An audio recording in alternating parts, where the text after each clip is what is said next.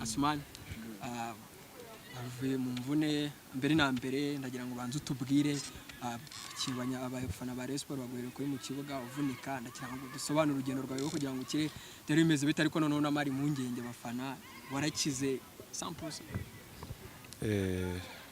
Nago byashitse kuri 100% ariko twari tukoresheje umunsi mwinshi cyane n'imbaraga n'umwanya kubera ngarutse ekipe yarashize ibintu byose ku murongo kubera mboneke mu kibuga turakoresheje entraînement nyinshi cyane no mu fizo wanje n'abandi bose nabizi ko ku cyumweru nzoba ari mu kibuga.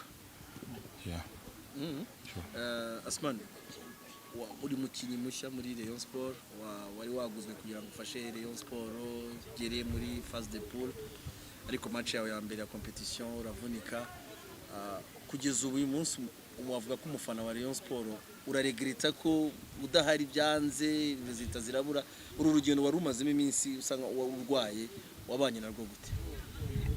Narababajwe cyane kuvunika kuri match ya mbere international ariko ikintu ndirashaka kuvuga kubera abafana benshi baranteguye barandidiye kubera nije nikoresheje umuti nibakiniye kubera ndashari umushasha na byinshi nakoze bike gusa ariko ndiko nagaruka ndabizi ko ibinshi bizoba biri imbere byiza cyane. Waravunitse urabagwa uyu munsi wava ukikuza muri competition harimo contact na bagenzi bawe a 100% yuko utayari kujya muri iyo digwere tubona Asumani utsinda ibitego nkuko yabitsindaga. Bon je nagubizi kubera nagarutse nagubizi ko ndi muri 100% tuzobona kuri match yanjye ya mbere yagarutse ku cyumweru. Nagubizi ko ndi muri 100% ariko nje nabizi ko nabonye umwanya muco yanjye yikoresha neza kubera nibone ko ndatsinda ibitsindo bibiri cyangwa imwe cyangwa byose bizuza inshallah. Kose iyo wiyumva ugeranyije nuko ari umeze mbere yuko uvunika aho wumva bwa bushobozi buracyahari gutinya imeze bite nta kintu cyo gutinya byo gutinya byari biri imbere ko naragarutse muri entraînement ariko abagenzi banje bari kumfasha cyane bari kunkorera ama contact nya ariko nabizi ko kuri match zo bari dire nta kintu ngiye nyina tuzokina contact yose nzoishura naco. Hanyuma mu gihe cyo wari wavunitse abafana twabonaga ubutumwa ku mbuga nkoranyambaga bamwe sinzi wenda niba ari nabo bari nabagusuye sinzi nyango tubwira abafana ba Rayon Sports mu gihe cyawe cy'imvune mwabanye gute bagufashije iki? Urabizi ko twegwe turabareyo barafise umukuru w'abafana narabonye benshi cyane kuza kunsura kuza kunzanira ibintu by'ama recuperation myinshi cyane kubera turafise urukundo muri Rayon Sports ndabemera cyane ndatanguye kubabwira bakomeze kudukunda twe babakini no kudufasha no kudufana tugende dutere equipe igende imbere. Mu rugendo rwawe rwo burwaye equipe mwabanye gute yagufashije iki kugeza uyu munsi uri tayari kugaruka? Bon equipe kuba wambonye uyu munsi ndameze neza ndi imbere yanyu ikubera equipe yaramaye ibintu byose narageneye. Ku cyumweru match yawe ishoboka ko wagaruka match ya Kido Kigali mwatsinzwe ejo bundi derby ibitego bitatu umurava ko mood imeze gute muri equipe abafana urababwira iki? Jewe ikintu cya mbere toratindwe ya match ibitunu bitatu na kintu bibatufashe gusa turakomeza gukora entraînement no gutsinda match zose zizoba ziri imbere yacu no kurundera amanota kubera equipe yacu itera imbere.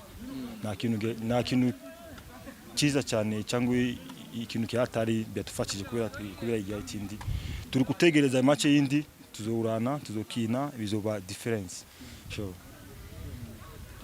Bisa ko nyuma murabona abakinyi bari muri Eshfoma neza cyane mugira ngo murabona mu mashusho n'ubundi babanje kuganira umutoza avuga n'ibiki byose kabisa ngira ngo murimo murabireba neza cyane ni umutoza aremara avuga ikirundi gusa ntago yambaye imyambaro y'ikipe ya Rayon Sports nkuko nabibabwiye Haruna Feruza abanje kumupresenta ariko nawe afata umwanya aravuga wanafashe nk'iminota hafi 15 kabisa avuga asobanura ibiki abakinyazi muri Rayon ibintu nk'ibyo bavuga kigaragara cyo nuko uyu ari umutoza uje navuga gutanga nk'umusada mu ikipe ya Rayon Sports mu gihe bitari byasobanuka neza ngo tumenye ngo ese Mureri irabona umutoza mushya biragenda bite nicyo kintu wenda bitari byasobanuka ariko mukanya mu kiganiro n'itangazamakuru n'ubundi umutoza turi bimubazeho kuko mukanya turaganira n'umutoza Haruna Feruza ndetse no bitandi kumana Asumani gusa hagataho Faringanye we ntabwo ari muri iyi myitozo ngo murimo murabibona neza cyane. Faringanye ntabwo yakoze nyubwo ni nyuma yuko we na Ndikumana Asmani bari bagaragaje ko bagarutse bari tayari.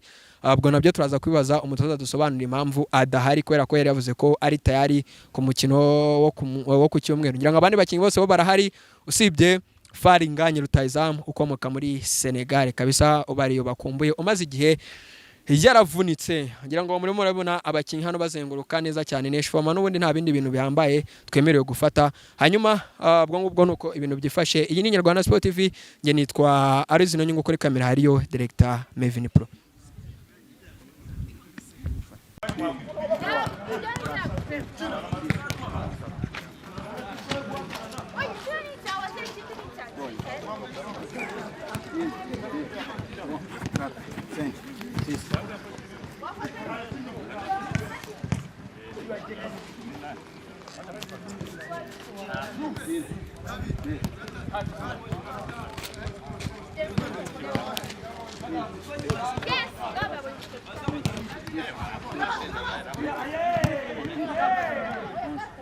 Nashaka kwa ife.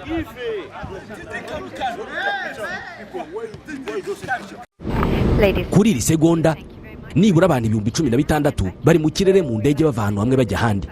Kuzenguruka isi bisigaye byoroshye ku buryo uko turi miliyari 8 dusa naho turi abaturanyi kubera uburyo bwo gukora ingendo bisigaye bikorwa. Ikibazo nuko gutegura urugendo bigora. Gukora reservation ya tike y'indege, gushaka visa, ubwishingizi bw'urugendo. Amahirwe twagize nuko hari abantu bazobereye muri ibi bintu kandi biyemeje kudufasha. Abantu nka Ireme Travel Agents Limited, kompanyi nyarwanda iri mu zambere muri service zo gutegura ingendo, ubukerarugendo no kwakira abantu. Kompanyi yemewe n'ihuriro mpuzamahanga ry'ubwikorezi bwo mu ndege IATA.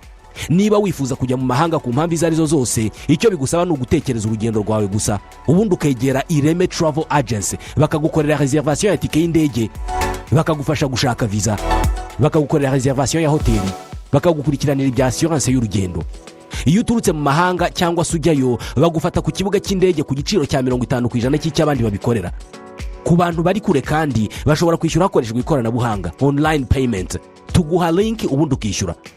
Ireme Travel Agency ikorera mu mujyi wa Kigali muri Mike mu nzu yo hasi mu muryango wa G41.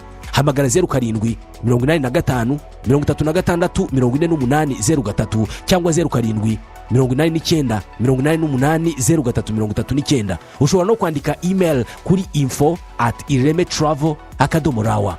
Wanasura urubuga rwa internet wa eshatu @iremetravel.rawa.